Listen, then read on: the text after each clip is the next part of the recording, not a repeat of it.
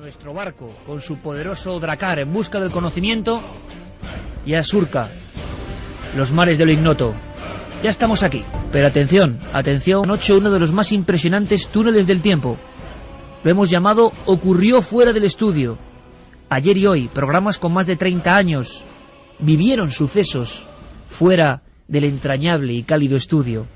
Los micrófonos a la intemperie, en casas, en lugares, y al parecer ocurrió lo extraño.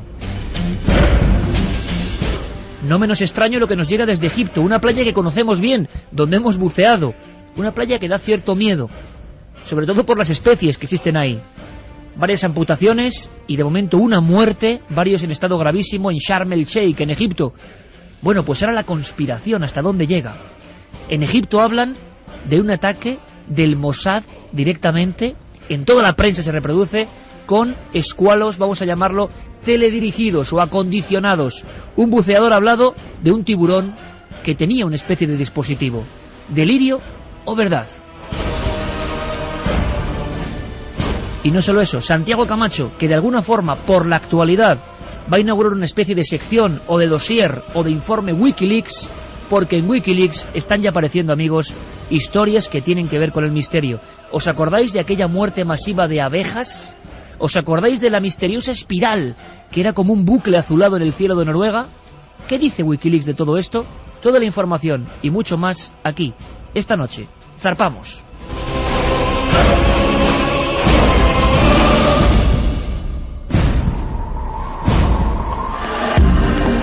Nunca antes habías estado tan cerca de lo desconocido. Milenio 3. Cadena Ser. Hemos pensado, pero también en su casa, si no tienen acceso al ordenador, pueden coger un papel y en el momento en el que nosotros nos concentremos aquí pensando en uno de esos elementos que hemos elegido, a ver qué les viene a ellos a la cabeza, que lo dibujen en un papel y lo dejen ahí. ¿Tendrá algo de sentido todo esto? ¿Es una idea un poco romántica como la del Dr. Ryan o el Dr. Zenner allí en Duke, experimentando con sujetos para ver si ese viejo sueño del hombre, transmitir el pensamiento o adelantarse incluso a acontecimientos o tener presagios o premoniciones, existe? Vamos a intentarlo. ¿Azar o algo más?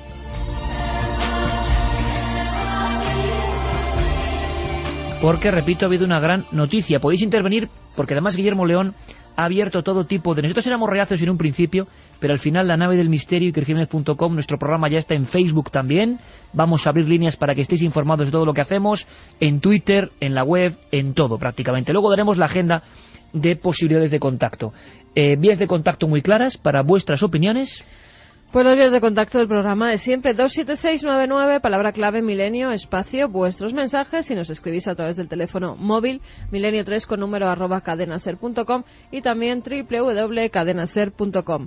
Y muy importante, esta noche sobre todo, ikerjimenez.com para votar en esas cartas. Como empieza ya el mes de diciembre, las navidades, vamos a tener todo un mes de regalos. Regalo, el libro de La Nave del Misterio, el libro de Milenio 3, 3 ejemplares, Iker. Y firmados por el equipo. Estamos todos y sobre todo, permitidme, amigos, que presente al invitado de excepción, que tiene a bien a veces pasarse por La Nave del Misterio radiofónica y televisiva, y hay un gran eco, porque es uno de los grandes estudiosos del cerebro en nuestro país, un científico, un auténtico sabio, hay que decirlo así, pero que sabe divulgarlo. Manuel Martín Loeches, director del área de Neurociencia Cognitiva, Universidad Carlos III, Universidad Complutense de Madrid.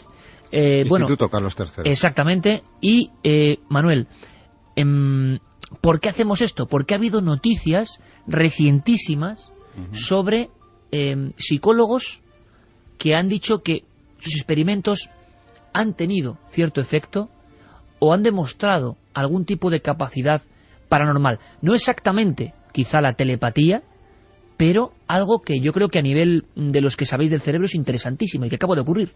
Bueno, yo estoy, la verdad, bastante entusiasmado con estos experimentos, que son 9 en un solo estudio, y es que no solamente tiene implicaciones para lo que es la psicología o lo que es nuestro cerebro, sino sobre todo también para la física. Los físicos van a tener muchas dificultades para explicar esto, porque se trata de que el futuro está influyendo en el presente, y el futuro sin que nadie sepa lo que va a ocurrir en ese futuro. ¿Cómo podemos explicar a tantas personas, tantos cientos de miles de amigos que han escuchado hablar de transmisión del pensamiento, de adelantarse a acontecimientos, de potencialidades del ser humano, casi en titulares y desde el punto de vista, repito, de uno de los científicos de máximo prestigio en nuestro país de estudio del cerebro? ¿Cómo podemos explicarles qué es lo que ha pasado, qué ha descubierto este hombre o por qué es importante lo que ahora este hombre ha sacado a la luz? Es muy importante, sobre todo porque desde el punto de vista estadístico, que es lo que en la ciencia es, lo más robusto, lo más importante, se ha demostrado que hay un cierto efecto de lo que ocurre un cierto tiempo después, unos minutos, unos segundos, incluso a veces bastantes minutos después, en lo que a la gente le pasa por la mente en este momento, a la hora de seleccionar una serie de estímulos. Es, como digo, es un reto para la física porque supone que la flecha del tiempo no va en una sola dirección, también va hacia atrás. De manera que, por poner un ejemplo, en estos experimentos los sujetos responden y al cabo de unos segundos una máquina decide cuál sería la respuesta correcta. Pues esta decisión de la máquina influye en las respuestas que ya han dado los sujetos. Eso es bárbaro, eso de verdad es impresionante. No es que influya de una forma pues muy llamativa, pero sí tiene unos efectos sutiles que la estadística demuestra que están ahí y que son absolutamente inexplicables hoy por la ciencia, ni por la física ni por la psicología. Bueno, que alguien de tu prestigio diga esto, Manuel, a mí me deja impresionado, porque quiere decir que se ha dado un paso importante ahora, hace unas semanas, a nivel del conocimiento que teníamos de las potencialidades de nuestro cerebro. Yo creo que sí, y de hecho yo pienso que estudios como este estudio de hecho va a suponer una revolución dentro de la psicología, porque da unas herramientas, unas armas para estudiar estos fenómenos, que en este caso no sería telepatía, sino que estamos hablando de precognición o premonición, es decir, premonición entendida como la sensación de algo que va a ocurrir, que todavía no ha ocurrido, y la precognición, el saber exactamente qué es lo que va a ocurrir, con más concreción. Y en este caso es que se ha demostrado que existe algo de esto. Cuento, por ejemplo, uno de los experimentos, uno de los más llamativos. Se les pone a las personas se les presentan unos estímulos, unas palabras, tienen que memorizarlos. Luego se les pide que recuerden, todos los que puedan, recuerdan una serie de estímulos. Pongamos que se le presentan 20 y recuerdan 10, por ejemplo. Bien, pues después de haber respondido las personas y haber decidido qué 10 estímulos recuerdan, los demás se han olvidado de ellos, al cabo de ese tiempo la máquina saca al azar una serie de estímulos, algunos de ellos son de los que se le han presentado antes, y se le pide al sujeto que trabaje con ellos, pues que los lea otra vez o incluso que los imagine. Además, si se imaginan visualmente estos estímulos es mucho mejor.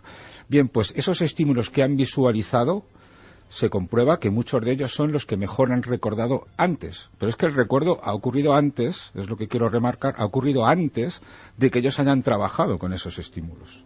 Como una especie de adelantarse a lo que está por venir, que es un viejo anhelo del ser humano, ¿no? Vamos a hacer una cosa antes de presentar, aunque no hace falta ninguna presentación, nuestros compañeros Santiago y Javier, que están muy atentos y han recogido noticias y tienen sus opiniones, pero podemos escuchar al doctor al doctor Daryl Bem, que es el hombre que ha hecho este estudio revolucionario, incluso explicándonos algunos de los experimentos que ahora mismo están llevando a cabo, a ver qué opináis, y luego, por supuesto, damos todos los códigos para el nuestro, el que vamos a hacer aquí. No tiene de precognición mucho, o no lo sé, pero desde luego de intento de transmitir el pensamiento, que sería otro salto imposible, otra barrera oficialmente imposible a día de hoy. Realmente, antes de empezar el experimento, tienes que tener a la persona en relax durante 15 minutos, mediante rigurosos ejercicios terapéuticos. Tienes que tener a la persona concentrada en todos sus músculos, sus pies, y que se vaya relajando, y que piense en todo su cuerpo relajando cada una de sus partes. Y entonces la sesión comienza. En ella el receptor experimenta y en otra habitación el emisor está sentado frente a un monitor de televisión. El ordenador tiene a su disposición unas 120 cintas de vídeo diferentes, cada una como de 1 minuto de duración, y este selecciona una de ellas. Después la imagen es mostrada al emisor, quien no tiene nada más que verlo cuidadosamente. Lo ve unas 4 veces durante un periodo de media hora, que es el tiempo que el experimento dura más o menos. Mientras tanto, se supone que el receptor tiene que describir todas las imágenes y todos los pensamientos que llegan a su mente, y todo ello se graba. Tras este tiempo el receptor se levanta, se le quitan los auriculares que tenía puestos para aislarle y se le muestran 4 vídeos, de los cuales uno de ellos es el principal que el emisor vio. Los otros 3 son vídeos que el emisor nunca ha visto. Entonces el receptor intenta clasificarlos en función de las imágenes que le han sido transmitidas durante la sesión Ganzfeld. Así tiene que puntuar cada uno de ellos en una escala de 100, es decir, tiene que indicar el grado de similitud que los vídeos tienen con los pensamientos que llegaron a su mente durante el periodo Ganzfeld, siempre hasta un máximo de 100 puntos. Lo hace con cada uno de los 4 vídeos. Por último, se comprueba cuál es la cinta que ha conseguido la puntuación más alta, o que ha terminado en el primer lugar.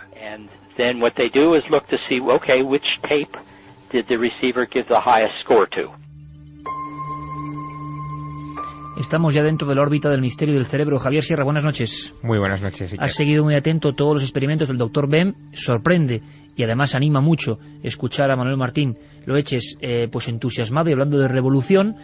Y los que no sabemos nos quedamos así. Tú, desde el punto de vista periodístico, siguiendo otros muchos experimentos, ¿qué opinas de lo que está ocurriendo? ¿Es un salto tan importante?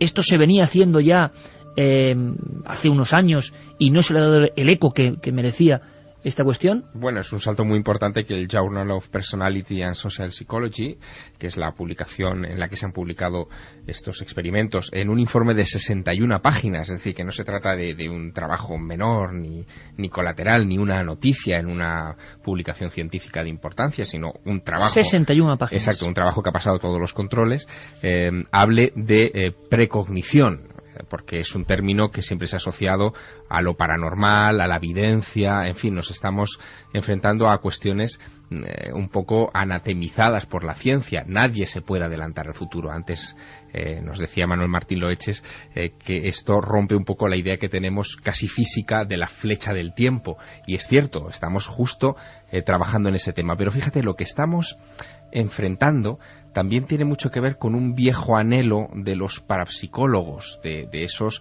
psicólogos en principio, que sobre todo a comienzos del siglo pasado, del siglo XX, lucharon mucho en ciertas universidades por hacer valer su voz, y que fueron poco a poco arrinconados a departamentos de psicología cada vez más oscuros. Ellos hablaban de psicología paranormal o de psicología anormal, para, en fin, ganarse cierto reconocimiento. Pero muchos de estos psicólogos, por ejemplo, el profesor Ryan en la Universidad de Duke, en Carolina del Norte, fueron los que acuñaron ya términos que hoy no son familiares y que están dentro de este trabajo de este doctor, ¿no?, de Daryl Bem. Términos como precognición, términos como parapsicología, el término parapsicología lo acuña el profesor Ryan en la Universidad de Duke, o términos como percepción extrasensorial, en sus siglas inglesas es ESP o PES en las españolas. Todos estos se acuñan en los años 30. Es la época también en la que se publica un libro fascinante de un ingeniero aeronáutico llamado Dune, que se llama An Experiment with Time, un experimento con el tiempo, que aquí tradujo la biblioteca de Jorge Luis Borges en su época, nada menos. Y en ese libro se analizaban, por ejemplo, los sueños premonitorios, y se trataba de establecer algo que este nuevo trabajo, yo creo que en fin, lo pone en un contexto científico mucho más riguroso, y es hasta qué punto esos sueños premonitorios o esas experiencias premonitorias pueden afectar al comportamiento cotidiano de la gente. Ahí está la clave, está el meollo de este asunto, es decir, cómo algo que tú has percibido que pertenece a tu futuro condiciona tu actuación en el presente. Ese es el kit de esta cuestión desde el punto de vista de la psicología. Y todo eso, evidentemente, es realmente fascinante. Pues vamos a abrir el debate de inmediato. Una cosa, Carmen, nos comunican muchísimos que ha habido aluvión. Pedimos tranquilidad, incluso si es necesario ampliaremos hasta las 2:15 o demás el experimento y el resultado. No pasa nada, amigos, tenéis que estar muy atentos a lo que vamos a decir aquí, pero la avalancha ikerjimenez.com ha sido increíble, y esta saturación de las propias vías de contacto. Bueno, sí hay saturación, y además no hemos empezado todavía a pensar en esa carta que nosotros tenemos aquí encima de la mesa. Exactamente, por lo tanto... Con lo cual, que la gente tenga paciencia. Pero igual simplemente entrar para ver las 5 cartas ya está motivando eso, ¿no? Que estén tranquilos, que se relajen y que empiecen a pensar en lo que nosotros les vamos a transmitir.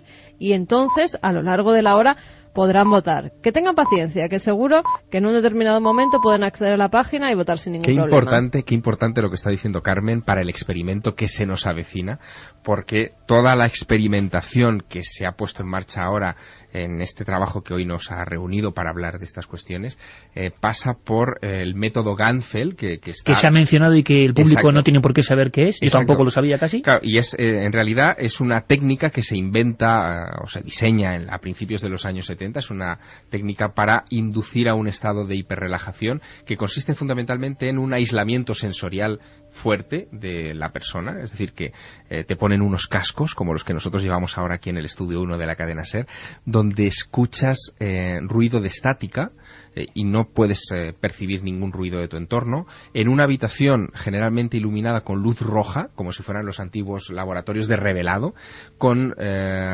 algo sobre los ojos que te impida ver, que antiguamente eran pelotas de ping-pong partidas por la mitad que te las ponían encima de las cuencas oculares para no tener ninguna percepción exterior, y se estableció un protocolo que duraba media hora, que es exactamente lo que nos contaba el doctor Deril en este corte de audio que hemos escuchado, que es lo que duran los experimentos. En esa media hora hay un sujeto fuera de la habitación que es el emisor, que se concentra en unas imágenes como nosotros haremos dentro de unos minutos, para que esa concentración, digamos, que sirva para transmitir telepáticamente esa información al señor que está dentro de esa habitación completamente aislada, y durante esa media hora el individuo, el sujeto, el que experimenta, el que está dentro de la habitación, ante un micrófono que está ahí colgado encima de él mientras él está tumbado en estado de absoluta relajación, va contando todo lo que se le pasa por la cabeza. Cuando sale, viene el momento del juicio, digamos, ¿no? Tiene que enfrentarse a esas imágenes que le han transmitido telepáticamente, más otras muchas, digamos a modo de cebo. Y seleccionarlas. Y establecerlas en un ranking, ¿no? Y ahí es donde se establece, donde se puede valorar, porcentualmente incluso, qué grado de acierto ha tenido esa transmisión telepática, o incluso, que esto también se ha hecho, porque hay variantes en los experimentos de Ganfeld, si por ejemplo, antes de sacar una determinada imagen, que aquí estaríamos hablando de la precognición, el sujeto ya reacciona de alguna manera. Por ejemplo, imágenes violentas, o imágenes que provoquen mucho shock, ¿no? Y que se produzca una reacción antes de ver las imágenes. Previa. Por ejemplo, en el caso de estos experimentos del Dr. Bem, uno de los 9, que antes nos comentaba Manuel Martín Loeches, tiene que ver con imágenes eróticas o de fuerte contenido erótico, de tal manera que el sujeto, antes de que esa imagen se levante o se transmita, ya experimenta una reacción ante la imagen erótica que se le va a transmitir. Luego hay una precognición de esa información. Santi, tu opinión, y ahora abrimos el debate, y además con Manuel damos unas quizá directrices muy básicas para los que estáis dispuestos, que ahora mismo deben ser miles y miles de personas, y eso nos interesa para hacer nuestro experimento de telepatía. Santi, buenas noches. Buenas noches, Iker. Pues mi opinión es que efectivamente estamos ante algo posiblemente histórico. Entre otras cosas porque de toda la experimentación, entre comillas, parapsicológica que hemos tenido noticia, desde luego he estado leyendo, la impecabilidad del método científico aplicado es absoluta. Estamos hablando de algo que cumple cualquier parámetro impuesto por el escéptico más radical. Es un experimento replicable, es un experimento controlado en condiciones absolutamente asépticas, y la verdad es que los datos son estadísticamente incontestables. No espectaculares, pero desde luego significativos, con lo cual estamos ante la realidad de un fenómeno. Aunque hay una cosa que le quería preguntar a Manuel, porque como profano, justo pues es lo único que no he terminado de entender. El experimento se hace con generadores de sucesos aleatorios. Uh-huh. Lo que me gustaría preguntarte es cómo saben los investigadores que estamos hablando de precognición y no de influencia, que también sería asombroso, de influencia mental sobre los generadores de sucesos aleatorios, como por ejemplo, que lo hemos hablado aquí muchas veces, el famoso proyecto Conciencia Global, que se basa precisamente en eso, ¿no? En cómo generadores de números aleatorios por la fuerza de la, digamos, energía mental de todo el planeta, pueden verse alterados. Exactamente, de hecho es una de las variables que el doctor Ben intenta descartar, que no sea la influencia de la mente en el ordenador en el momento en que decide cuál es el estímulo que va a influir al pasado. Y entonces utiliza al menos dos métodos. El más sofisticado es la aplicación de unos algoritmos muy sofisticados que generan unos números al azar. Hay que tener en cuenta que muchos de estos experimentos son prácticamente dos posibles respuestas también muchas veces, no es un tipo u otro. Entonces, las secuencias que generan al azar estos algoritmos luego además se comprueban si realmente son al azar, porque hay azares. Yo eso tampoco entiendo mucho, lo mío es el cerebro, ¿no? Pero por lo que yo más o menos sé, hay secuencias aleatorias que no son realmente aleatorias, están como prescritas en el ordenador. Los ordenadores casi todos randomizan los números, pero esa randomización está predestinada, está prescrita en el ordenador.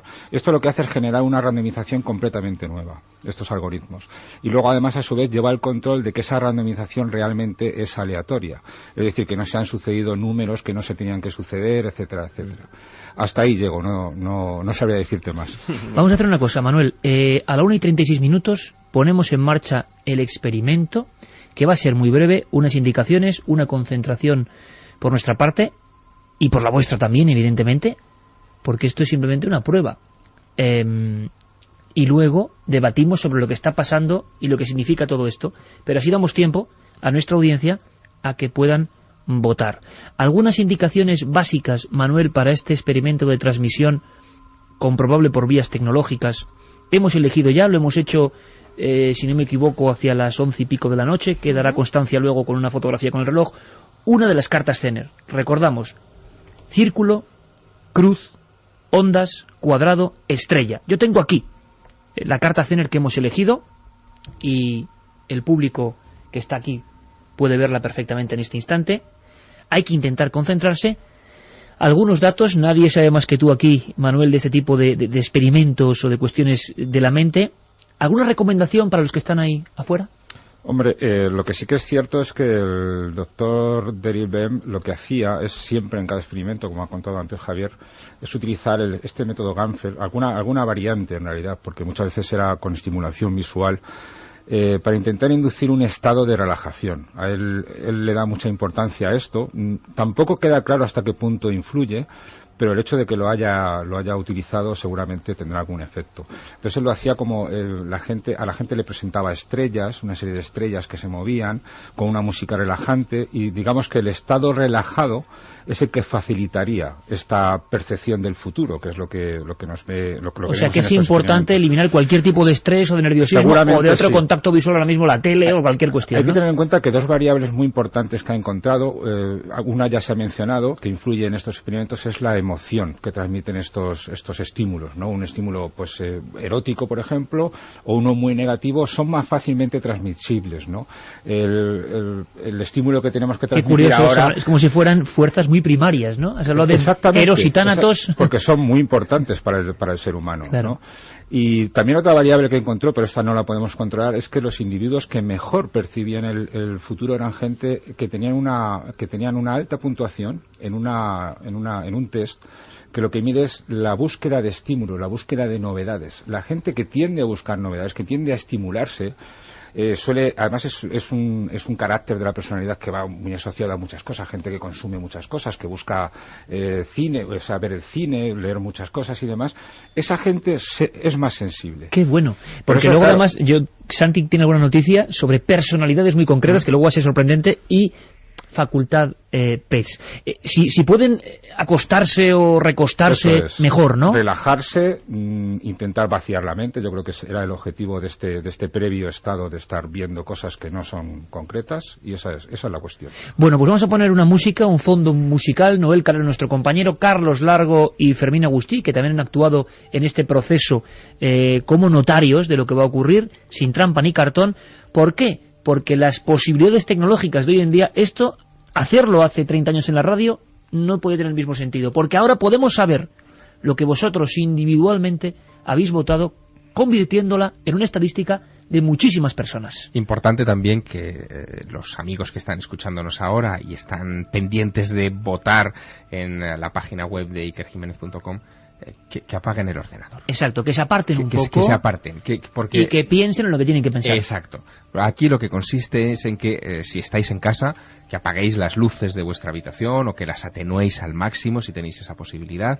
Si podéis escuchar este programa a través de auriculares, mucho mejor, porque te aísla mucho mejor del entorno.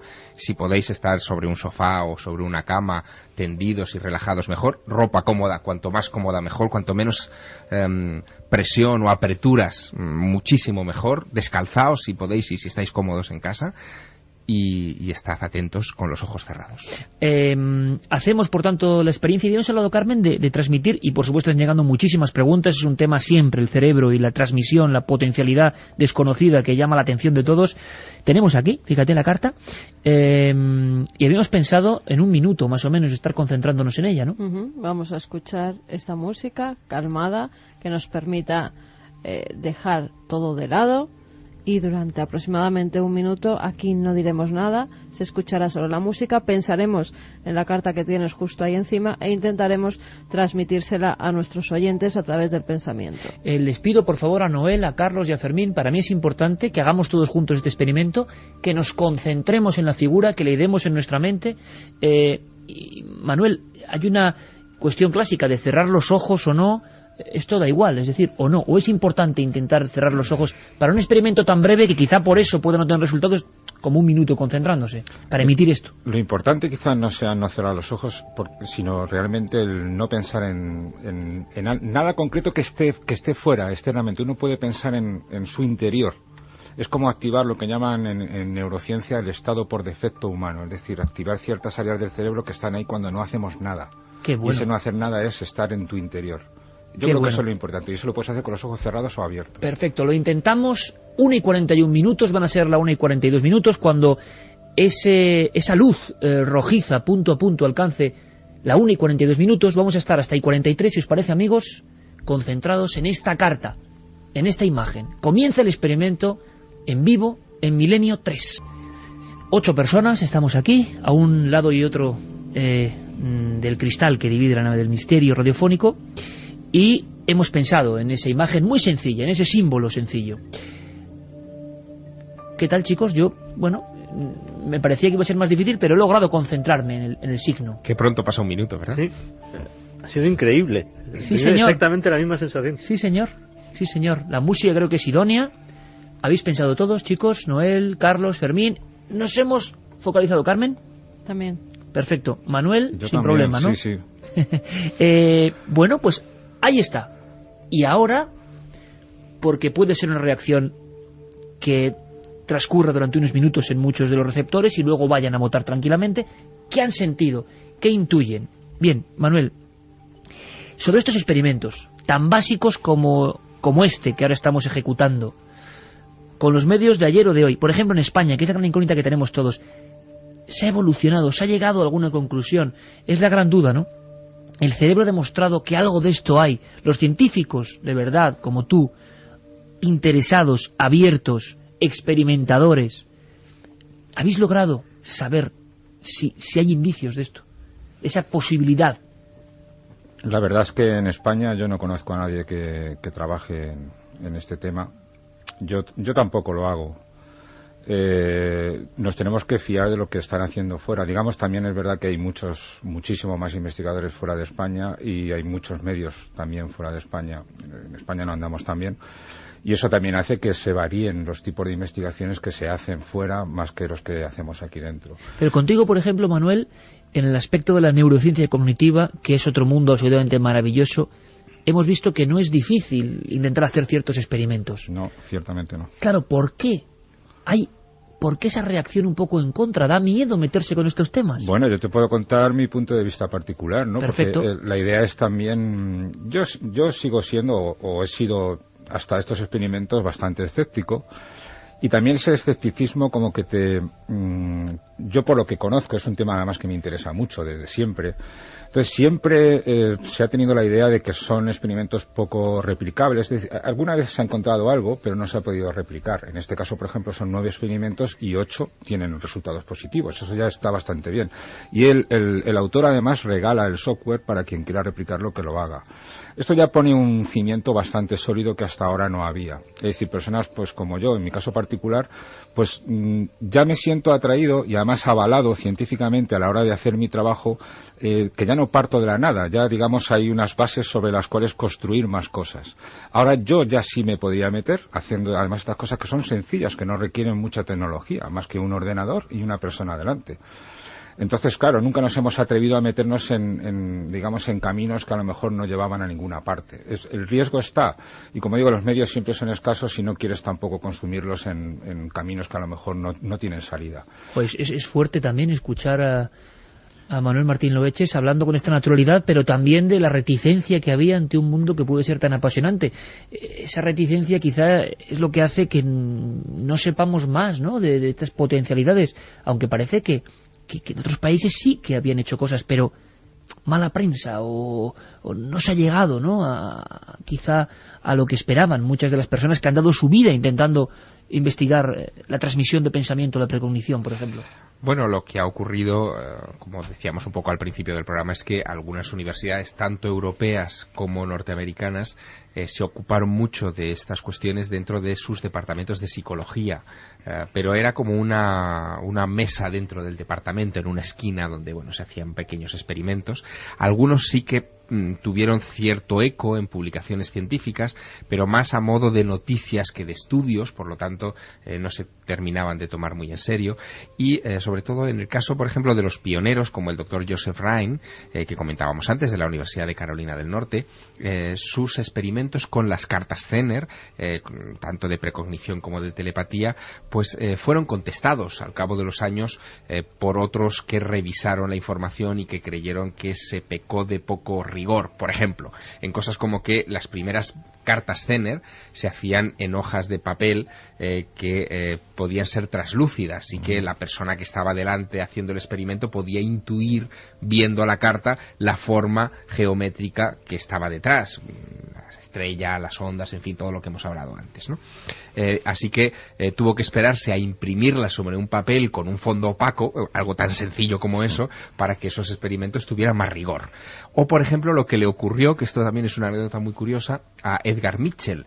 Él era uno de los astronautas de la misión Apolo 14 y era un apasionado de estas cuestiones antes de su vuelo espacial, de su vuelo a la Luna en 1971, así que decide llevarse una baraja de cartas Zener, este juego de 25 cartas, de 5 de cada una de los palos, digamos, de los dibujos que aparecen en ellas, para que en determinada hora, en el vuelo entre la Luna y la Tierra, es decir, ya de camino de regreso, aprovechando uno de sus descansos que estaba perfectamente pautado, él emitiera desde el espacio telepáticamente, todo esto sin saberlo la NASA, emitiera telepáticamente desde el espacio a un grupo de receptores en Tierra para ver si la telepatía conocía frontera de distancia. Era una prueba de ese estilo, ¿no? ¿Qué ocurrió? Bueno, pues ocurrió una cosa muy singular. Tenía que hacer 200 proyecciones, es decir, emitir 200 imágenes a la Tierra durante ese viaje de regreso. Lo que ocurrió fue que se despistó. Tampoco es muy difícil de comprenderlo en un vuelo de esas características y con la complejidad técnica, en fin, de las misiones a la Luna. Se despistó y se acordó una hora más tarde de que tenía que hacer esas emisiones. Así que cuando él empieza a hacer las emisiones de esas cartas a la Tierra, los receptores ya llevaban una hora recibiendo información. Qué curioso, porque de ser un experimento de telepatía pasó a convertirse automáticamente en un experimento de precognición. Los receptores estaban recibiendo antes la información de que el propio Edgar Mitchell la enviara desde el espacio. ¿Cuál fue el resultado? Eso es lo interesante. De las 200 emisiones de cartas, recibieron correctamente en Tierra 51. ¿Cuál era el umbral, digamos, que permitía el azar, ¿no? En eso. Bueno, pues el azar, según el cómputo estadístico, era que podían acertarse 40 de 200. Tener un resultado de 51 de 200, hombre, empezaba a ser significativo, pero no era concluyente, ni muchísimo menos. Manuel, por cierto, en estos experimentos, que según parece pueden ser un paso sólido hacia un mundo totalmente desconocido por parte de la ciencia, ¿qué resultado te llama a ti más la atención de los diferentes experimentos del Dr. Bem? Bueno, a mí todos ellos, la verdad. Pero hay uno que además que me atrae mucho porque es un tema que yo trabajo y sobre el que escribo además, ¿no? Y es cómo se puede influir la mente. Son técnicas que utilizamos o que se utilizan en psicología desde hace mucho tiempo, que se conocen, pero además en este caso se puede influir la mente desde el futuro, ¿no? Entonces, lo pongo como ejemplo. Uno de los experimentos, de hecho, es el que más me llama la atención, de que tú puedes hacer que la gente prefiera un objeto si le has presentado la fotografía o la imagen inconscientemente varias veces. Esto lo hace el Dr. Bem para lo que es el control. La gente efectivamente acaba prefiriendo esa imagen cuando luego se le presentan dos imágenes. Una de ellas es esa que él ha visto inconscientemente. Él no sabe que la ha visto, ¿vale? Pero prefiere la gente mayoritariamente esa imagen. Así generamos gustos, generamos preferencias. En este experimento que estoy comentando, lo que hace es presentar esa imagen inconscientemente varias veces después de que la gente ha elegido la imagen. Y aún así, han preferido esa imagen que luego se les va a inducir que prefieran. A mí eso me fascinó, uno de ellos. Santi, y seguimos, todo esto es apasionante y seguro que hay muchos mensajes, Carmen, porque hay una cosa que choca directamente con la realidad. Si bien la ciencia no ha demostrado, porque muchas personas, yo creo que es también leyenda urbana, creen que las facultades paranormales están demostradas científicamente, mucha gente dice esto. Personas absolutamente normales y de buena fe. Oye, se ha demostrado que la mente puede mover esta botella. Pero es que eso no se ha demostrado científicamente. Pero hay una especie de acervo popular que así lo mantiene. Hay que dejar claro que no es así. Pero por otro lado, está en la cantidad, Manuel, Santi, Javier, Carmen, y lo hemos visto en cualquier circunstancia, cuando uno va a cualquier sitio y le cuentan cosas. Tal cantidad de gente que, por ejemplo, ha sentido un mal presagio, una mala sensación que no sabe qué significa, no ha cogido el vuelo y el vuelo ha tenido un problema. Tantas cosas que parece que en lo cotidiano, está a punto de sonar el teléfono y suena, va a ser, me voy a encontrar con no sé quién y te encuentras con él, me acuerdo de no sé quién y te llama. Es decir, ese tipo de cosas cotidianas, son tan cotidianas, tan populares, tan universales, que parece que hay algo ahí que no podemos medir, pero que existe, incluso en algún nivel. Santi, esto me sorprendía mucho, me hablabas de que se ha filtrado casi el tipo de persona o tipología de personalidad más próxima a ser factible, ¿no? En él, estos resultados positivos. Hay tipos de personas que parece que están más capacitados, y no hablamos de mediums ni de evidentes. No, de hecho, hay dos ámbitos en los que, al margen de la ciencia, la parapsicología se ha tomado muy en serio. Y uno de ellos es el militar y el otro es el empresarial. En el militar es curioso porque yo creo que el gran corpus de investigación parapsicológica que se da en los años 60 y 70 no está accesible para nosotros, y la tienen los soviéticos y los norteamericanos durante la Guerra Fría. Curiosamente, a raíz, parece ser, de algo fortuito, que es que en la década de los 60 la revista Ciencia y Vida francesa, mítica, publica un artículo con una información no demasiado exacta sobre los famosos experimentos que, al parecer, luego parece ser que no fue así, se llevaron a cabo en el submarino nuclear Nautilus sobre telepatía, pero el KGB lee la revista y dice, caramba, que los norteamericanos están haciendo esto, pues no nos vamos a quedar atrás. Y la Unión Soviética se lanza en bloque a una investigación muy ambiciosa, de la cual lo único que sabemos es precisamente lo que hay en los informes desclasificados del espionaje norteamericano. Y aún así se habla de presupuestos importantes, descubrimientos notables y líneas de investigación interesantes. Claro, esos informes de espionaje llegan a los generales del Pentágono y dicen, nosotros no nos vamos a quedar atrás. Y empieza el programa de investigación parapsicológica norteamericana, del cual sabemos un poco más que del soviético, pero tampoco mucho más. Pero en el ámbito empresarial también se han llevado a cabo estudios de este tipo. Y me recordaba, cuando preparábamos el programa, Javier Sierra, efectivamente, que hay casos como el del multimillonario George Soros, que tuvo una de las precogniciones más brutales de los últimos tiempos, porque cuando no se veía en el horizonte absolutamente nada de la crisis financiera que estamos viviendo, él lo predijo y mostró públicamente su alarma. Pero, precisamente con esta pista de Javier, pues he buceado un poquito y resulta que George Soros es un personaje que es precognitivo per se. De hecho, su hijo, en una entrevista, dice que su padre normalmente tiene este tipo de sensaciones y que además se le manifiestan físicamente porque le empieza a doler la espalda, pero no a doler normalmente, sino directamente a tener espasmos, o sea, unos espasmos musculares tremendos. Bill Gates también dice que él se mueve mucho a raíz de intuiciones. Y entonces, pues hubo un grupo de investigadores que hicieron un estudio interesantísimo, porque cogieron como sujetos de estudio a un grupo de control de personas normales, como tú, como yo, que nos dedicamos a cualquier otra cosa, y al grupo experimental, que serían consejeros delegados, empresarios, gente de negocios exitosa. Curiosamente, también con experimentos muy difíciles de que se deba esa predicción a la inducción, al razonamiento, sino que tiene que ser algo que venga por una vía, no hay otra forma de denominarlo, paranormal, pues estos personajes de gran éxito que tenían olfato para los negocios. Ese es el término, efectivamente. Que es la forma políticamente correcta de llamar a esta capacidad en ese mundo. El eufemismo. Pues esas personas daban unas puntuaciones altísimas, muy superiores a las del grupo de control, con lo cual el olfato para los negocios es también una capacidad de precognición. Qué curioso, y entronca directamente, Manuel, con lo que tú decías de ciertas personalidades más proclives a recibir o emitir. Sí, no, en este caso las personas que están esperando las novedades, digamos, esto es algo propio de la especie humana, de los primates en realidad, es estar buscando estímulos, ser curiosos, jugar con las cosas y demás, pero aquellas personas que además destacan sobre la media en estar buscando novedades y estar buscando sensaciones fuertes son los más sensibles a estos fenómenos.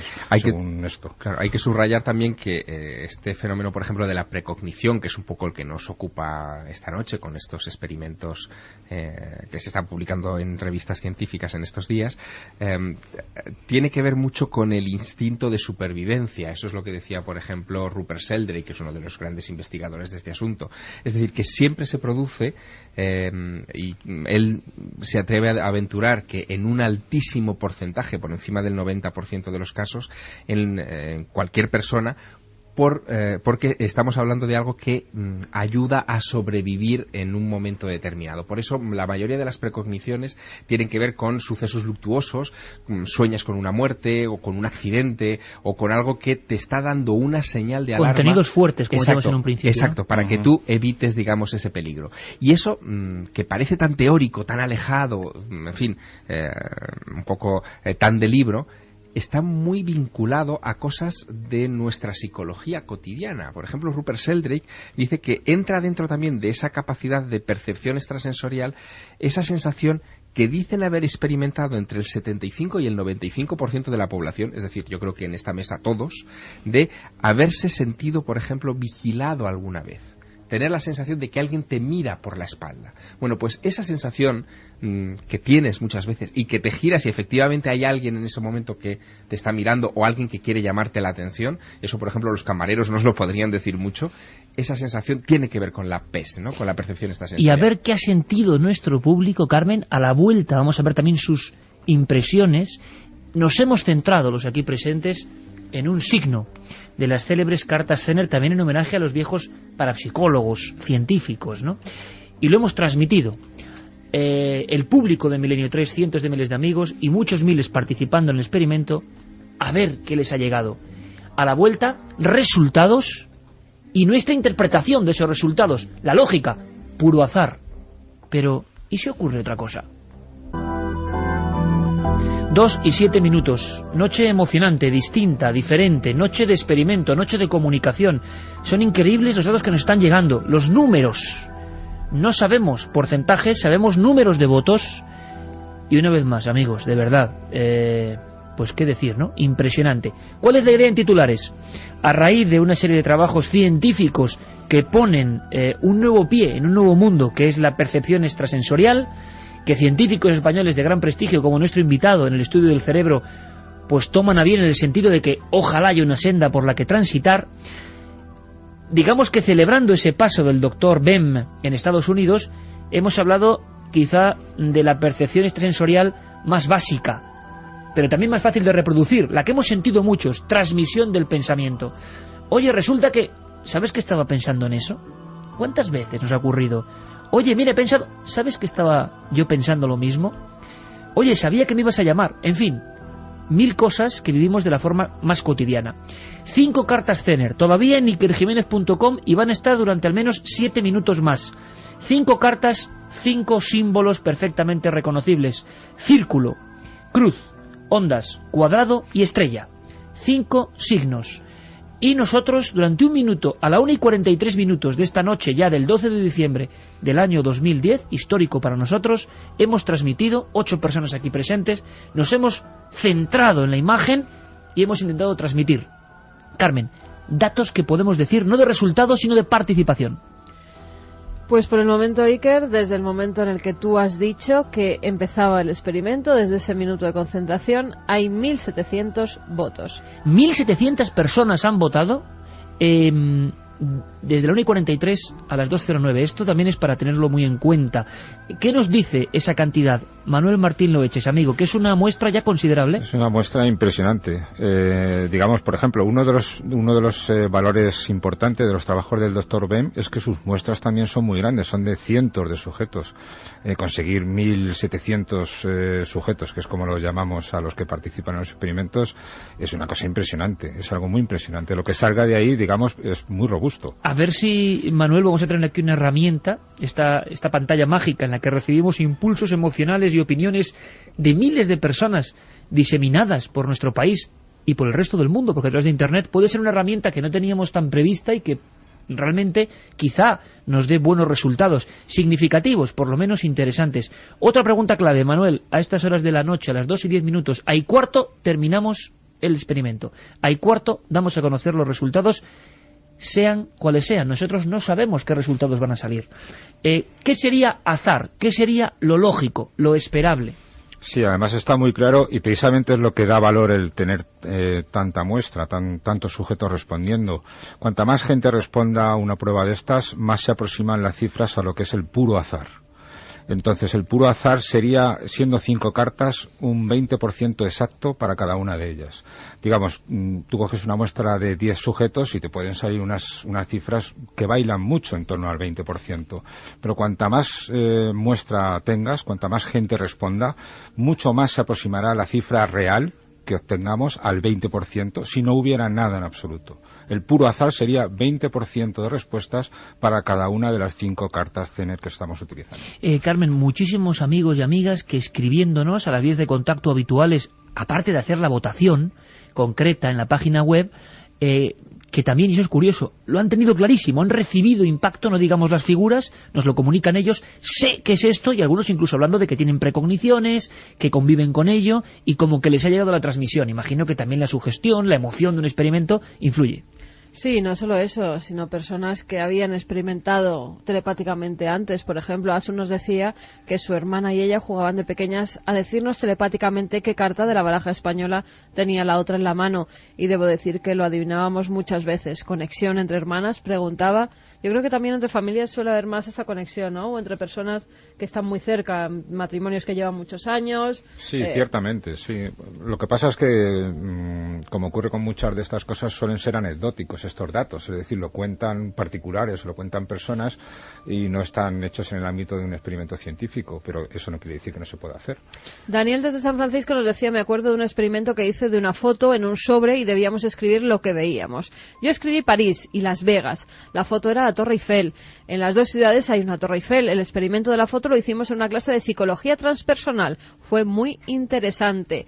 Miquel Mariño de Mondariz nos decía, ya sé qué carta vais a escoger antes de que la hayáis escogido. Es la línea ondulada. Tengo esa habilidad desde chico. Me gustaría hablar de mi experiencia en vuestro programa. Pues pero bueno. Mejor no digamos ningún tipo de signo, mejor no digamos nada, porque no queremos tampoco influenciar, porque ahora quizá al escuchar eso... Es imposible influir, Iker, porque no tenemos ni siquiera nosotros los datos de claro, la gente que ha votado. Pero que personas que voten ahora crean que sea una u otra la que se ha mencionado... Bueno, pues volvemos no a repetir las cartas. Exactamente, que son círculo, cruz, ondas, cuadrado y estrella. Y estrella. ¿Qué esperáis, Santiago Camacho, Javier Sierra? Bueno, yo espero con expectación los resultados, porque estamos hablando de una muestra que crece y crece. Efectivamente, cuantas más personas participen en esta experiencia a través de este método directo, que además conviene decir, se ha abierto justo para votar en el momento que nosotros nos hemos concentrado. Antes no era posible votar y se va a cerrar justo ahora en 2 minutos. Pues cuanta más gente vote, más nos alejaremos del puro azar y más nos aproximaremos, bueno, a una experiencia que, si bien no puede tener característica de científica por estar hecha en un medio de comunicación y no controlado con los parámetros de los experimentos del Dr. Bem, pero sí que por lo menos va a tener, yo creo que un punto significativo. Aunque bien, hay una cosa a destacar: mucha gente de la que escucha este programa ya está predispuesta hacia este tipo de cuestiones, y se ha demostrado en muchos experimentos de este tipo que la predisposición positiva a creer en fenómenos paranormales favorece la aparición o la presencia de este tipo de resultados. Una cosa más, Carmen, mensajes de todo tipo que hablan de cada una de las cartas, es decir, que todas las cartas y todas las señales han sido mencionados como que tenían ese... ha pasado con el círculo, con la cruz, con la onda, con el cuadrado y con la estrella, que muchísima gente...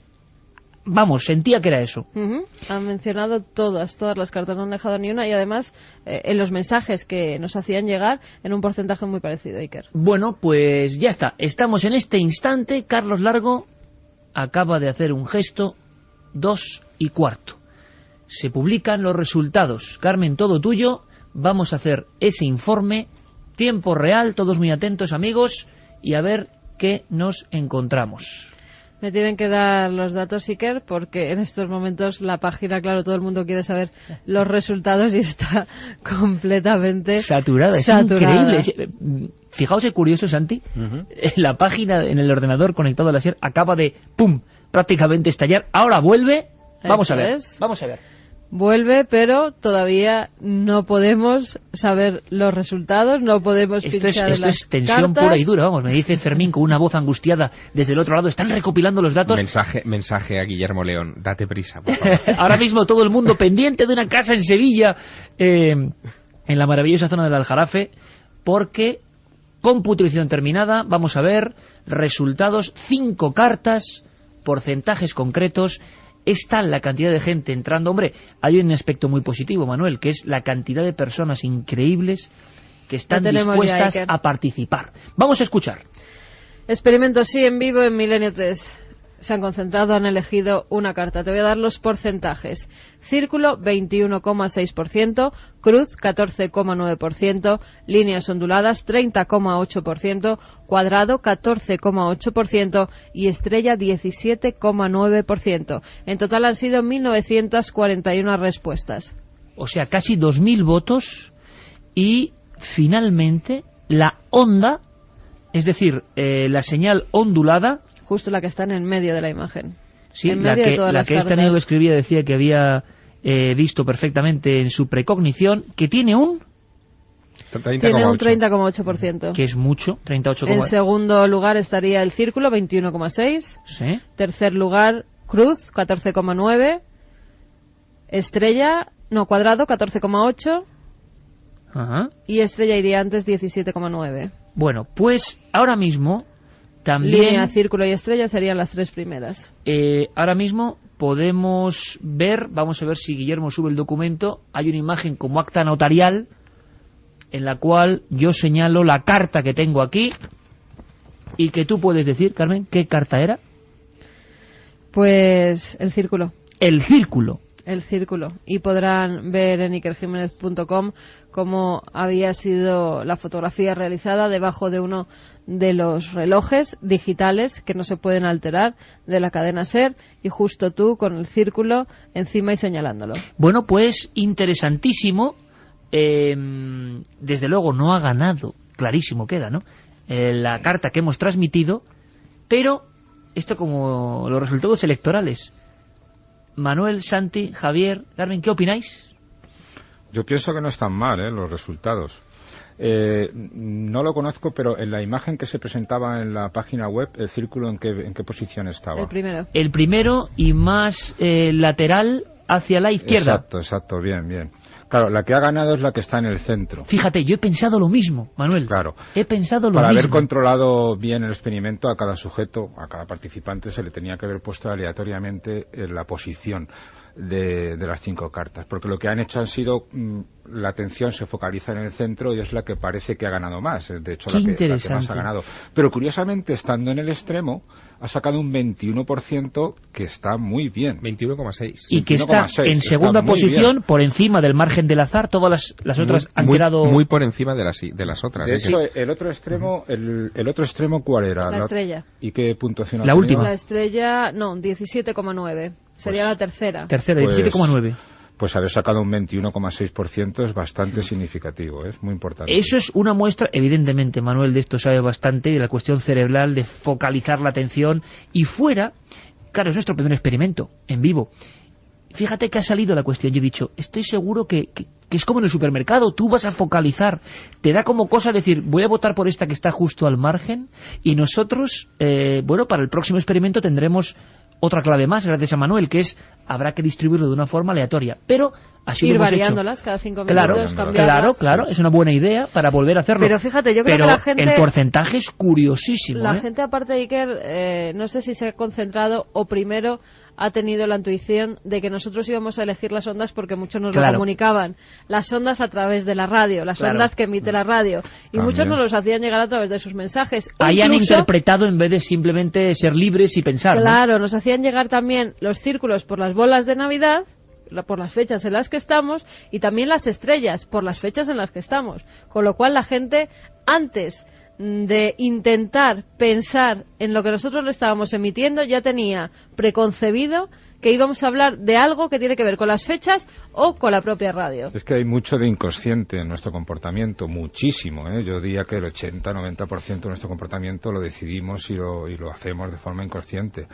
Y cosas como estas, las ondas de la radio, asociarlo a las ondas, lo hace nuestro inconsciente y decide que son las ondas como intuición prioritaria al margen de otras cosas. Pero fíjate qué interesante, Manuel, fijaos, porque yo estoy pensando ahora la capacidad que nos permite este primer paso que hemos dado hoy, simplemente en trazar un experimento, y que en apenas 25 minutos 2.000 personas han votado, que se dice pronto, y que podemos experimentar incluso un día, Manuel, hablando de ese mundo también un poco tabú, interesantísimo, de lo subliminal, con imágenes.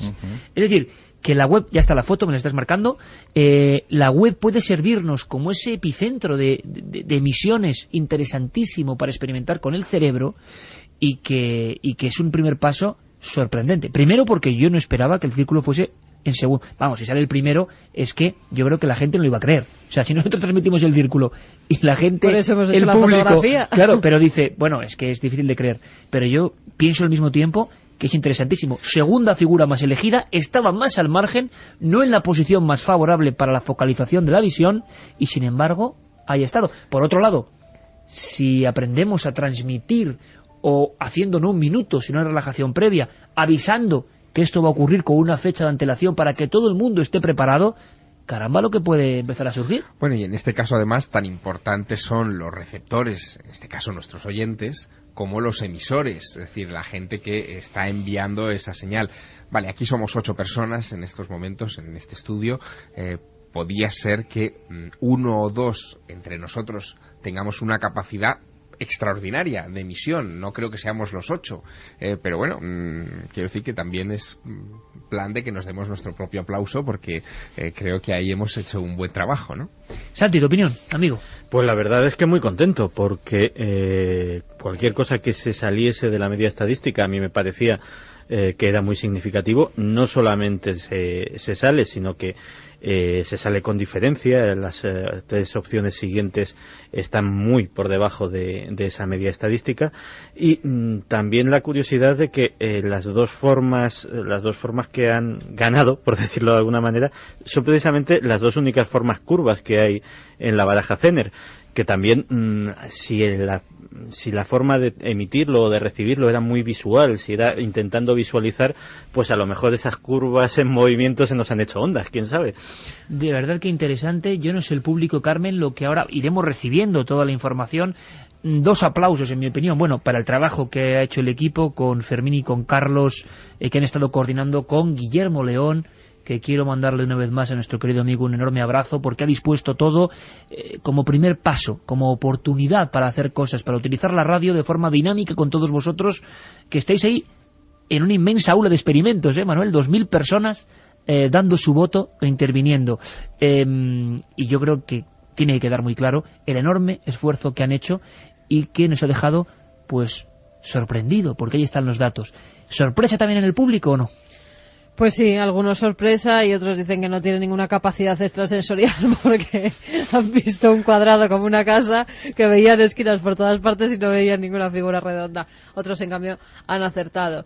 David nos decía, por ejemplo, que lo que ha dicho Javier sobre los camareros no puede ser más cierto. Siempre tenía problemas para conseguir que me atiendan en bares llenos, ya que no me gusta ni gritar ni hacer aspavientos. Hace unos 15 años leí que la forma más simple de que un camarero te vea es mirarlo fijamente. Desde entonces lo llevo poniendo en uso y consigo que los camareros me atiendan sin gritar ni gesticular.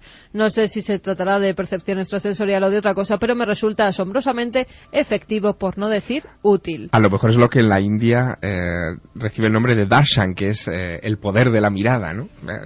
Oye, qué bonito nombre. Sí, bueno, desde el punto de vista de la neurociencia está muy demostrado que la mirada tiene un poder muy importante y vuelve a ser una vez más uno de estos comportamientos inconscientes. La mirada de las personas nos manifiesta muchas emociones, muchas expresiones y nos condiciona nuestro comportamiento, la mirada de otras personas. Y todo esto de forma inconsciente. Y se me está ocurriendo, aprovecho que tengo el turno, para mencionar un posible buen control para este experimento que hemos hecho hoy, para antiescépticos, que es intentar una transmisión sin transmitir nada y sin que los oyentes sepan nada. Hacer 2 transmisiones en un programa, aparte de presentar el orden al azar y tal, y que la gente no sepa en cuál de las dos situaciones se ha transmitido. En una se transmita y en otra no. A ver qué resultados salen. Yo creo que hay aquí unas posibilidades enormes, que simplemente hemos hollado un poco lo que la tecnología nos permite, y que puede haber sorpresas futuras.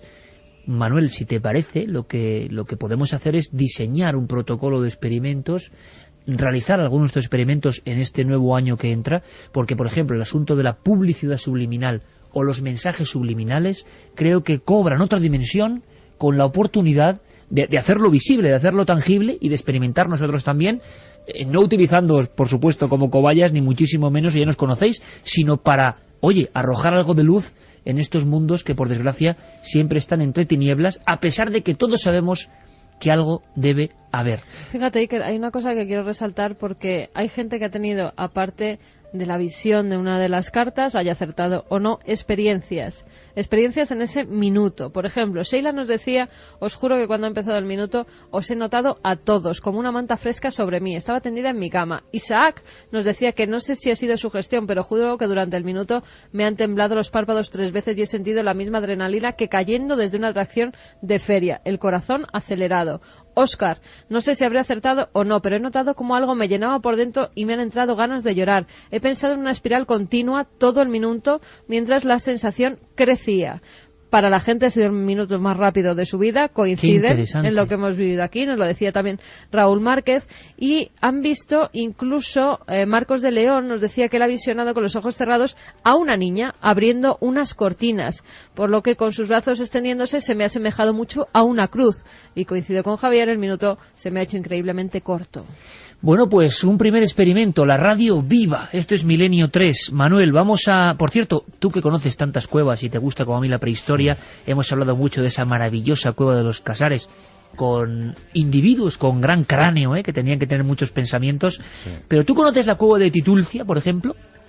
Sí, he ¿Te estado suena? en ella. Sí, La sí, cueva sí, de la sí. luna, ¿no? Amigo. La cueva de la luna, Yo sí. te invito, si quieres, no quiero abusar mucho de ti, pero vamos a hacer un túnel del tiempo con momentos impresionantes vividos fuera del estudio de radio. Uno de ellos es un experimento, tiene algo de neurociencia también, en el sentido de exprimir el cerebro casi, porque un viejo programa de radio en estos mismos micrófonos casi experimentó con una persona en aislamiento total, qué curioso, dentro de la cueva de la luna, y pasaron cosas.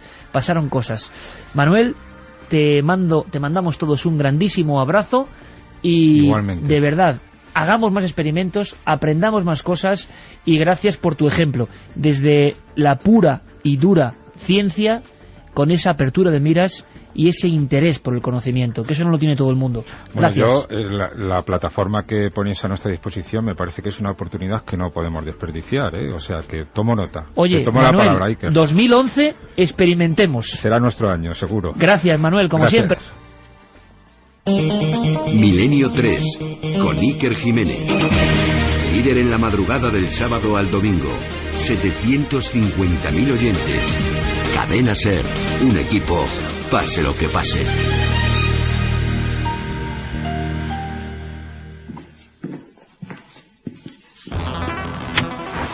Alternativa 3 era un episodio más, un capítulo de una serie de mucho prestigio en Inglaterra que se llamaba Informe Científico.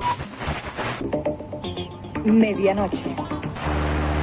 Que ya las pantallas de televisión están reflejando un punto luminoso.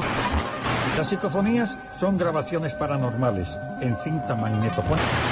Los archivos aproximadamente 3.000 casos de encuentros con los humanoides.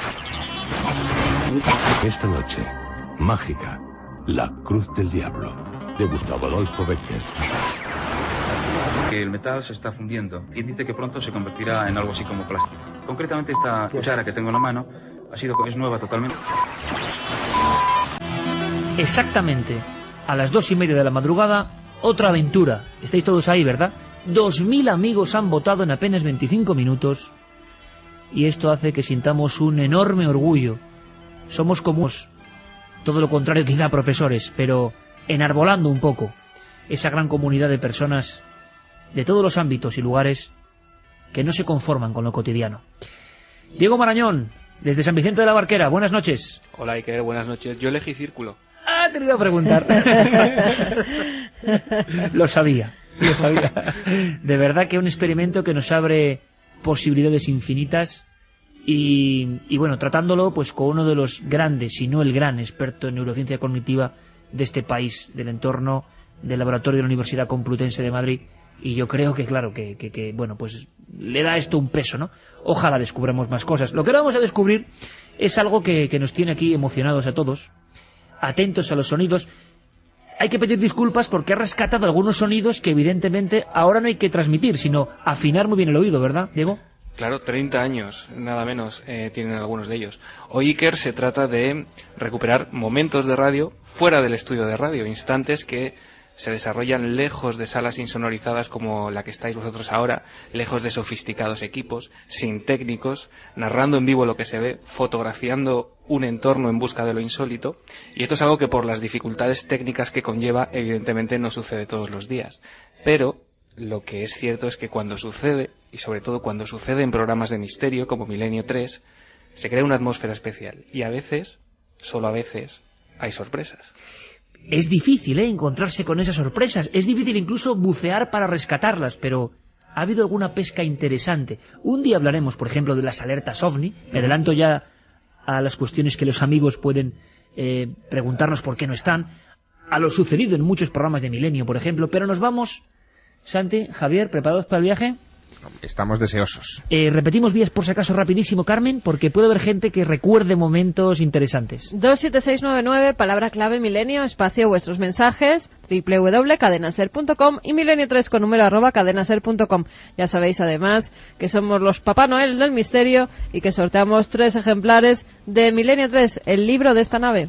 Nos marchamos a 30 años atrás, Diego, el mítico y hoy muy homenajeado Medianoche. Sí, señor, el mítico y recurrente medianoche, porque uno se da cuenta cuando lleva varias semanas buceando en este tipo de cosas que casi todo, vamos a decir casi todo, lo hizo Alés antes. Es muy curioso, fue un pionero en un montón de cosas como estas que vamos a escuchar hoy. Bueno, Cueva de la Luna.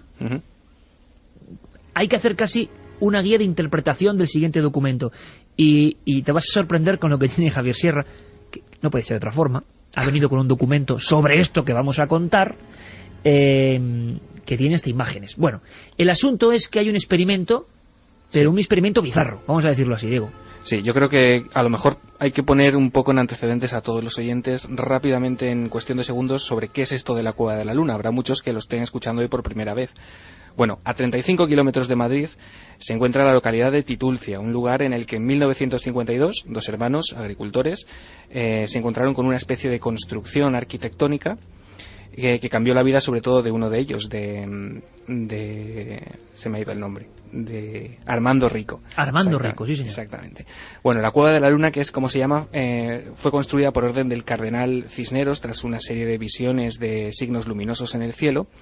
Y básicamente se trata de una serie de galerías en forma de cruz y una gran cúpula con grabados en las paredes. Alguna gente lo relaciona con los templarios y bueno, con una serie de misterios escondidos. Antonio José Alés, el 13 de octubre del 81, propuso en el programa Medianoche un experimento que no iba a hacer él, sino un voluntario. Ese voluntario se llamaba José Santamaría y el reto era hacer pasar a José Santamaría 24 horas a solas, a oscuras, en el interior de la cueva.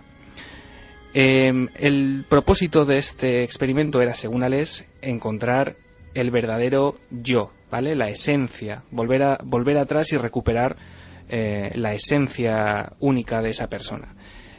Como digo, el reto estaba propuesto para durar 24 horas. El primer documento que tenemos son los instantes previos a que Antonio José Alés y el equipo de Medianoche corriera la puerta de la Cueva de la Luna y dejase dentro a José Santamaría. Vamos a escucharlo, Diego. Sí.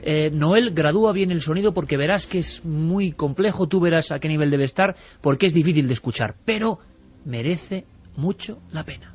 Naturalmente te han dicho cosas, te han contado cosas respecto a la cueva. Nosotros te pedimos ahora que te olvides de todas las historias que te han contado y que simplemente te limites a vivir una experiencia humana. Muchas cosas pueden ocurrir dentro de la cueva. La mayoría de las que ocurran, sin duda ninguna, pueden estar motivadas por tu mente. Tú sabes que los fantasmas los crea la mente, generalmente. Me parece muy bien que todo el mundo te haya hablado y te haya contado cosas, pero naturalmente aquí no debe ocurrir nada, no tiene por qué ocurrir nada. Sin embargo, en tu interior sí pueden ocurrir cosas. A mí se me ocurre que como gran experiencia, que es lo que en definitiva buscamos, tienes la ocasión durante estas 24 horas que tú vas a intentar estar aquí dentro, de buscarte a ti mismo. Y tal vez de encontrar, pues no sé, un camino. Tal vez de encontrar una serie de ideas que tenías perdidas. No te utilizamos como conejillo de indias. Quiero que quede muy claro, que tú tengas la tranquilidad de que, bueno, no me podía haber quedado yo, pero yo debo estar fuera contándolo y organizándolo. Entonces buscamos hombres para que los demás pues se den cuenta que no tratamos de ser líderes de ningún movimiento ni de nada, sino simplemente de comunicar estas inquietudes que el programa siempre lleva, comunicárselas a los demás. Entonces, enhorabuena y te deseamos de todo corazón que sea una experiencia interesante y bueno, que ya nos irás contando poco a poco. Sí, ya iré contando poco a poco lo que me suceda por aquí. Arriba quedamos contigo. De acuerdo. Hasta mañana entonces, que sea hasta mañana. Sí, procuraremos. 2:37, ahora estoy recordando, 25 años después de este experimento aproximadamente, nosotros, ¿recuerdas, Carmen? Hacíamos una conexión con la Cueva de la Luna, en aquel momento creo que era Francisco Contreras el reportero, sí, estaba yo, y volvía a sonar todo el entorno de la Cueva de la Luna con su enigma, con su misterio y con su polémica. Hay incluso algún momento, Javier, fotografiado de este evento, y aquí aportas tú los documentos, una antiquísima revista que hace de notario, ¿no? Como hemos hecho nosotros hoy con el experimento, del instante de meterse en la Cueva de la Luna. Sí, porque aunque estamos en la radio y hablamos de documentos sonoros, también nos preocupan y nos ocupan los documentos impresos, y un día habría que hacer un túnel del tiempo de papel, ¿no?, para adentrarnos en publicaciones, en libros, en fin, en documentos, en boletines que se han olvidado un poco, que han quedado ahí como en el registro acásico, perdidos, ¿no? Una de esas revistas se llamaba Supermente. En España se publicó durante un periodo de tiempo corto. La dirigió Enrique de Vicente, que actualmente dirige otra publicación del género, Año Cero, pero era un poco la adaptación española de una revista de idéntico nombre que publicaba una mítica editorial que, en fin, que Iker conoces perfectamente, que es Editorial Posada de México, y la dirigía allí Ariel Rosales. Bueno, pues en las páginas de la Supermente española se publicaba, en las mismas fechas en las que se hacía este experimento, un artículo sobre la Cueva de la Luna en la que se veían imágenes impagables de Antonio José Alés, sus gafas de pasta grandes, sus camisas llamativas y un micrófono de esta casa enfrente de Armando Rico y del personaje que iba a pasar ahí esas 24 horas a solas en los laberintos de esa cueva, de esa estructura. Y la verdad que llama la atención, llama poderosísimamente la atención escuchar este sonido y ver esas imágenes. Y escucharlas ahora con otro sentido, imaginando el marco temporal donde ocurren, porque el final es como extraño, Diego, de este experimento. Un experimento truncado, podemos decir, ¿no? Sí, como habíamos dicho, el propósito era durar 24 horas dentro, pero quién sabe si a lo mejor sugestionado por el juego de luces y sombras de los pasillos de la Cueva de la Luna, José Santamaría solamente aguantó 15 horas, que ya es bastante. Antonio José Alés lo contaba a las pocas horas en el estudio de la cadena SER, pero curiosamente ni siquiera después de esas horas podía tener a José Santamaría. Estaba descansando porque había sido literalmente casi rescatado por el equipo de Medianoche en un estado, podríamos decir que deplorable, de agotamiento extremo. Sí, lamentable, se habla de llorando, descompuesto. Escuchemos. Pasaron 15 horas y tras encontrarse a sí mismo en los pasillos tenebrosos de la Cueva de la Luna, en una lucha absolutamente dramática, le recogimos. Venía muy mal, muy cansado, prácticamente agotado, lleno de humedad, olía el todo a humedad y caían lágrimas de sus ojos, seguramente porque creía que había fracasado. No tuvimos valor de entrevistarle en ese momento. Nos limitamos a abrazarle y a ayudarle a subir la empinada, aunque corta, cuesta que conduce desde la Cueva de la Luna a la superficie. Le dimos un café y nos olvidamos de micrófonos y magnetofones. Un Alés, casi lo habéis escuchado, compadeciendo a este individuo que aparece en tan solo 15 horas, que no es para estar así de destrozado, ¿no? Espera, que yo creo que bastante aguantó el voluntario, porque yo, de todas las imágenes que he visto de experimentación parapsicológica, curiosamente, una de las que más imborrables tengo en la memoria es de un experimento que se llevó a cabo en las catacumbas de Edimburgo. Allí se dejó, haciendo exactamente el mismo experimento que en la Cueva de la Luna, a una alumna de la Universidad de Edimburgo, que además fue escogida por su absoluto desapego, su absoluto escepticismo, la persona más racional que pudieron encontrar y que se prestase al experimento, para que se quedase allí una noche, con el añadido tecnológico de que la acompañaba una cámara con Night-Shot y se podía ver perfectamente cómo avanzaba y cuáles eran las experiencias en tiempo real de esa chica. La chica apenas no llegó a las 2 horas. Y ese vídeo de ese tiempo se va viendo un deterioro velocísimo en el cual esa persona racional que al principio hace bromas, que al principio tiene un humor excelente, va cayendo primero en una depresión y luego ya siente que algo la acompaña, se siente aterrorizada, llora y finalmente grita que la rescaten. Con lo cual, 15 horas en un sitio que yo creo que lo conocemos todos los que estamos aquí, que no es precisamente acogedor en ese sentido, pues el voluntario fue un verdadero valiente, a mi entender. Y sabemos algo, Diego, la segunda parte del misterio es ¿qué le pasó a ese hombre? Alés volvió a hablar, Santamaría apareció en algún lugar. Yo he estado investigando y el único audio donde aparece José Santamaría es en este. Quiero decir, no hay audios posteriores contando su testimonio o explicando a Antonio José Ales qué es lo que le ocurrió. Desde luego, yo, si los hay, no los he encontrado. Pues es un misterio. José Santamaría, si está por ahí y escucha Milenio 3, que nos escriba, que nos diga algo. ¿Qué vio en la cueva de la luna? Si salió como salió, a lo mejor se le han quitado las ganas. Bueno, vamos ahora a una de las casas que a mí personalmente, tengo que decirlo ahora mismo, me han puesto los pelos de punta. Desde la primera vez que acudí, hace ya muchísimos años, yo no sé si por la sugestión o histeria ya en la que vivía inmersa esa familia, pero todos conocemos, tenemos en mente, se ha convertido en un expediente X español clásico, la historia de la muerte de Estefanía Gutiérrez Lázaro en Vallecas, y la posterior intervención policial en noviembre del 92. Interesante este dato, amigos. 27 de noviembre del 92 la policía interviene dejando registro de diferentes elementos que tienen que ver con fenómenos aparentemente paranormales. Armarios que se abren y se cierran, rasgaduras en algunos lugares, una sustancia parecida a babas y la muerte de una niña muy aficionada al espiritismo. Bueno, antes de esa intervención de la policía, prácticamente cuando los casos estaban bullendo y la familia Gutiérrez Lázaro se veía obligada a dormir en un pequeño saloncito, un piso muy humilde en la barrera de Palomeras de Madrid, e incluso poniendo muebles en la puerta, trancándola, porque estaban convencidos que una aparición de aspecto negruzco estaba adueñándose de la casa después de la trágica muerte, para algunos sin resolver, extraña, de su hermana y hija Estefanía. El documento es valiosísimo porque demuestra que el periodista estuvo allí. Es el programa Turno de Noche, Diego. Sí, es el programa Turno de Noche presentado por Juan Antonio Cebrián desde el 90 hasta el 97. Uno de los integrantes del equipo, de aquel equipo de Turno de Noche, era César Cid, un periodista al que Cebrián, con su habitual manía de poner motes a su equipo, llamaba el vampiro, porque tenía esas ojeras, una piel blanquecina, llegaba a Onda Cero con una ropa oscura. Bueno, César Cid recibió en la redacción de Turno de Noche la llamada de Concepción Lázaro, que era oyente del programa, contándole lo que estaba pasando en su casa.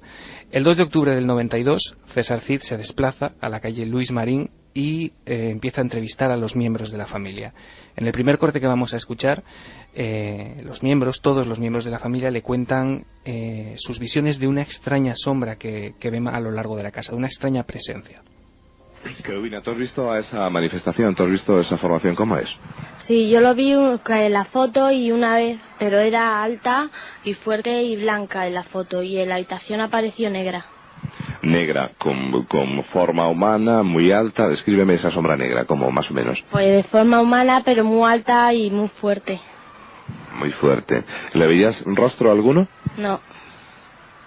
No, simplemente una sombra. ¿Qué sentiste tú cuando la viste? Yo nada, yo cogí, estaba en la cama, lo vi y me acurruqué y digo, pues vale, que sea lo que quiera. Una vez a la mía, pero la sombra de mi cama. Y estando la persiana se arredó, o sea, que estaba oscuro. Y sí vi una sombra. Pero yo no la he visto nada más que una vez. Luego mis hijos, los otros, el mayor sí la ha visto en su habitación, por lo visto, igual que si fueran frailes. Sin cara, el rostro lo único no se lo veía, pero estaba dando vueltas a sus camas. Dando vueltas a su cama y como con una especie de sayón, túnica. Sí, igual que si fueran frailes, dice yo estaba con mi hermano acostado, ¿no? Y entonces estábamos ahí, los dos. Y mi hermano me llamó despacito. Y me dijo, mira, hay una mujer rodeándonos. Yo me desperté. ¿Hay una mujer? Hay unos monjes rodeándonos. Entonces yo me desperté y lo vi, que también. Y eran unos monjes, todos de sombra y con capucha. Creo que estamos aquí todos muy atentos, como toda la audiencia. Es un documento excepcional. César Cid, Turno de Noche, Juan Antonio Cebrián, hace ya 18 años y antes de la intervención de la policía. Antes de hablar de este caso y de lo terrible de esta historia, Diego, sin adelantar lo que ocurre, en el siguiente fragmento vamos a ver el estado en el que vivía esta familia, ¿no? Bueno, es lógico pensar que que una familia a la que le están sucediendo todos estos fenómenos tiene que estar en un estado de alerta permanente, en un estado de tensión absolutamente indescriptible. Vamos a escuchar este momento, os pido la atención máxima. Conocemos esa casa, esa puerta del baño donde la familia escuchaba la voz de la niña Estefanía diciendo mamá, mamá. La puerta del lateral donde murió, según contaba la familia, un abuelo, y además jurando venganza en el momento de su muerte. O sea, todo eso era de una película de terror. No sabemos dónde acaban los hechos reales, dónde comienza la histeria compartida, pero lo cierto es que hay una experiencia y un expediente de la propia policía dejando claro lo que se vive ahí, punto por punto, paso a paso. Por eso es un expediente X español. Vamos a escuchar ese momento, que yo creo que es muy potente, radiofónicamente hablando. Meteos en esa casa de Vallecas y vais a ver lo que sentís. Suéltala. Mi hijo no ha estado aquí, ¿dónde está la luz? ¿No se había aquí luz? Sí, yo cuando he entrado también. ¿Y qué ha con la luz? Yo qué sé, sí he entrado yo cuando se A ver, ¿qué lo vais a explicar? Este es el cuarto de baño. Este es el cuarto de baño. ¿Esa puerta? Sí, esa puerta. Pero es que yo... Ya no está. ¿Sí que teníamos aquí luz? Claro que sí. ¿Sí la he visto yo? ¿Y esa habitación? ¿Quién dormía en esa habitación? Mi hija, mi hermana. ¿Tu hermana? ¿La perra dónde está, Concepción? No lo sé. ¿Se ha escondido? Sí. ¡Ah! ¡Ay, que susto me ha metido, hijo!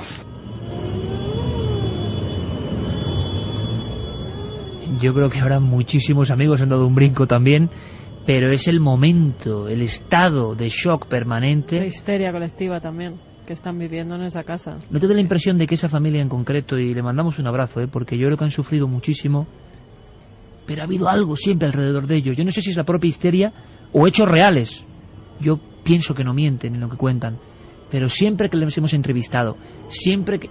Yo hablo desde la subjetividad absoluta, pero he sentido algo muy raro, no sé, muy raro en esa familia. No lo sé, yo creo que el estado de histeria en el que se encontraba toda la familia tiene mucho que ver, y que algunas cosas que pueden ser de origen natural ya creían que eran producidas por su hija muerta. Ya cualquier cosa decían que era ella, incluso si alguien llamaba a la puerta, quemado. Voces que se seguían escuchando y muchas veces eran simples ruidos, con lo cual, bueno, puede que en un principio pasara algo que no pudieran explicar y que luego eso se convirtiera en un estado de histeria muy fuerte, porque también era una familia que tenía problemas.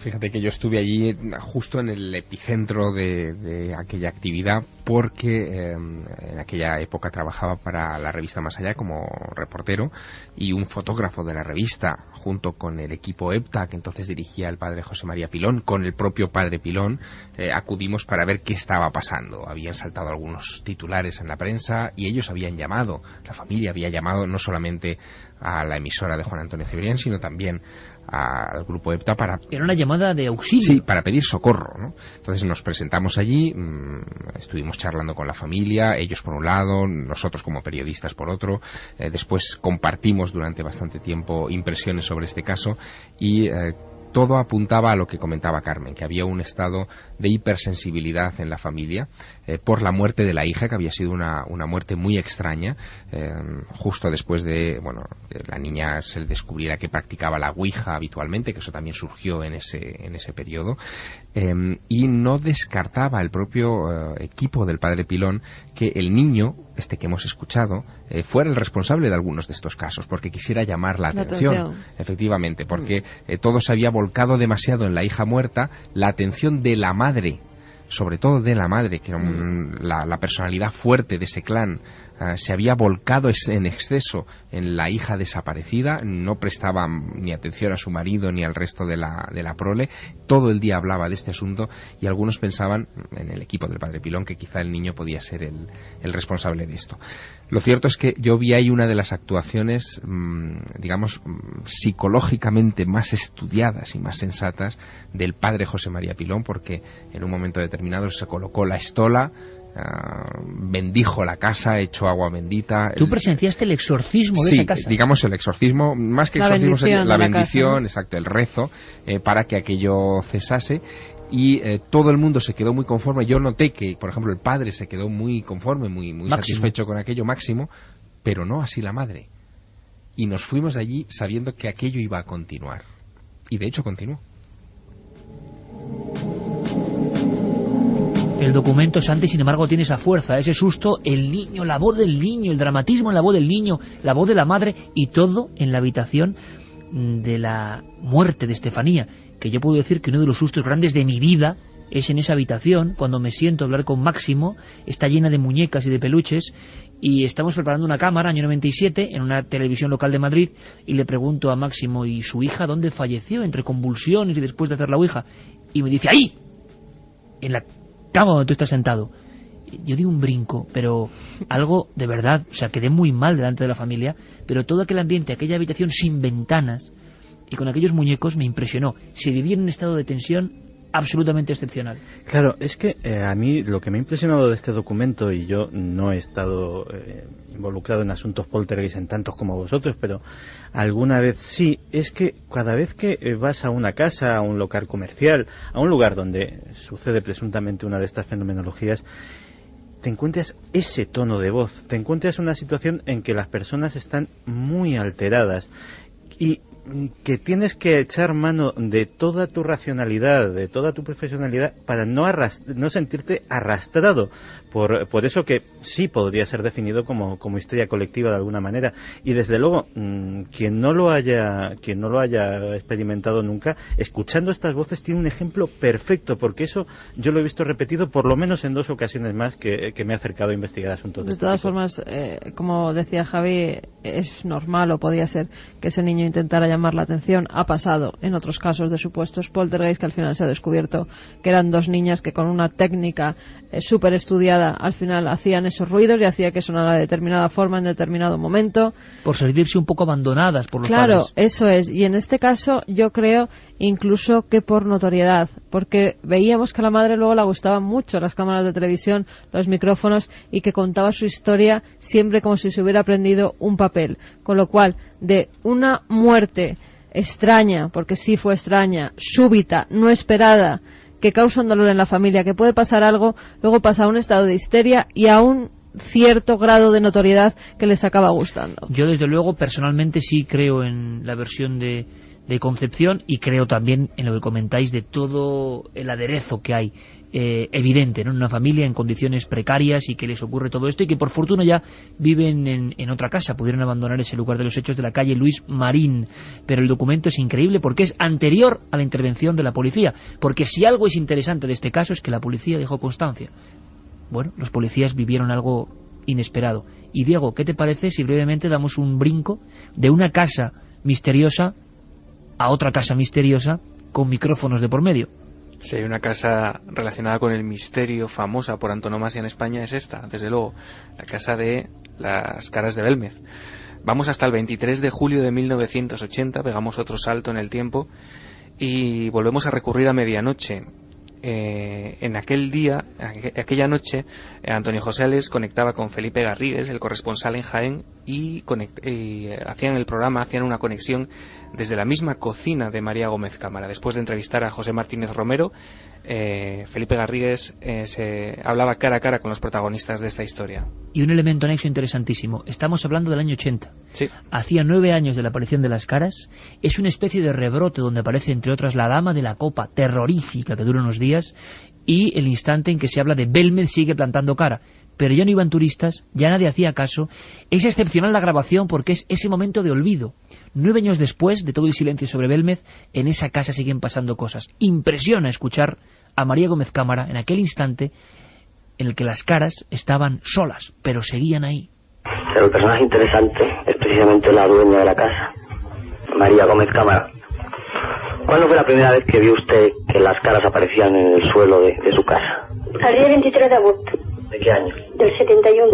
¿Y qué fue lo que apareció? Una cara. ¿Cómo era aquella cara? Pues, como la que hay en la cara. Digamos que aquella primera cara que apareció representaba a un joven o una joven de larga melena. ¿Y por qué saldrán estas caras? Dicen que aquí antes había un cementerio y que son los muertos los que se reproducen en el suelo. No sé. El que lo investigue que lo sabe. O sea que llevamos 9 años que siguen apareciendo las caras día tras día. Pues sí, señor. Hay temporadas que hay muchas y otras temporadas menos, pero no se quita. Y han venido todo tipo de investigadores extranjeros y españoles. ¿Y cuáles son las conclusiones que han sacado? Pues dicen que es un fenómeno paranormal, solo eso. Cosa más rara, ¿no? Pues sí, es raro, sí. Supongamos que aparte de las caras ocurrieran otros fenómenos extraños. ¿Qué haría? Bueno, si ya se sintieran voces o ruido o algo, pues no tenías que despachar ni iba sola. ¿Os acordáis, Carmen, Javier, cómo María tenía mucho miedo no a las caras, pero sí a los fenómenos que llamaba Germán de Argumosa concomitantes? Por ejemplo, a las voces. Ella no quería escucharlas. Le daba muchísimo miedo.